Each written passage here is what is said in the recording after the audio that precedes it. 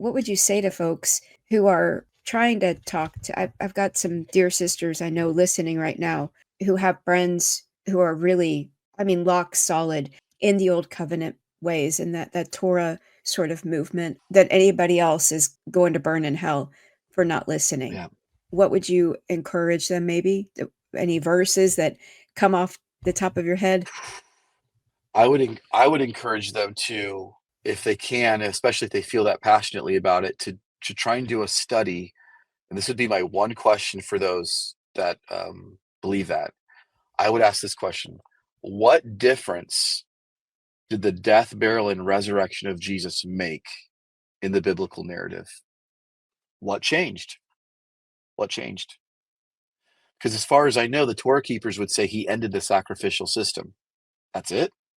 He ended the sacrificial system. So John 3:16 could read, "For God so loved the animals that he gave his gave his only begotten son." I mean, that's it. We just don't kill animals anymore. I'm glad we don't kill animals. I would not want to be a part of that. That's horrid, and I'm Yeah. thankful that's ended.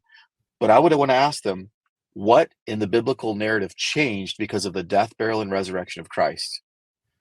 And they will say he ended the sacrificial system.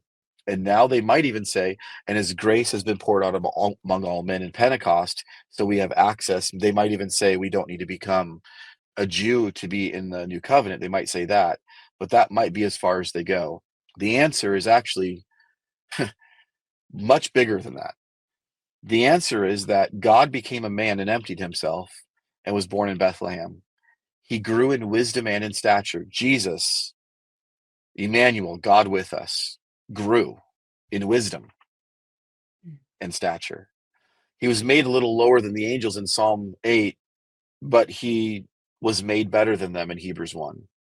He did all things according to his Father's authority throughout his ministry. But in Matthew chapter 28, after the resurrection, he gives his disciples the new information that I have been given all authority in heaven and on earth. That's the new information. Jesus then takes over all the nations, and the gospel is now flowing through his kingdom status as he is king and has dominion of the whole world. We're now his subjects, and we're spreading the gospel, and we conquer the world. Peter, put your sword away. We conquer the world not by sword, but by love and by faith. And we are now the fulfillment of all that was spoken of in the law of Moses. Jesus didn't come to destroy the law, he came to fulfill the law. In much the same way that my teenage son, who's now 3 or 4 inches taller than me, when you have a little boy that's 3 feet tall, and then you have a man who's taller than you, what happened to the little boy, Tracy? The He little boy grew. wasn't destroyed. The little boy was fulfilled in this man. It's a fulfillment of prophecy. It's not a destruction of the little boy. The little boy predicts a healthy man. In fact, if a little boy doesn't grow, there's something wrong, but he's fulfilled in the man. The little boy isn't destroyed. He's fulfilled in the man. That's the exact same way the Bible looks at this issue. So I would just ask those people, what in the biblical narrative changes with the death, burial, and resurrection of Christ? My guess would be a Torah keeper would go maybe as far as saying the sacrificial system ended with him.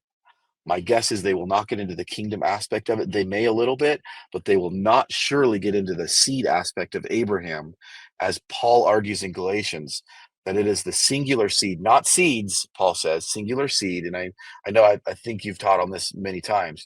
He's the fulfillment of the promise given to Abraham. Yes.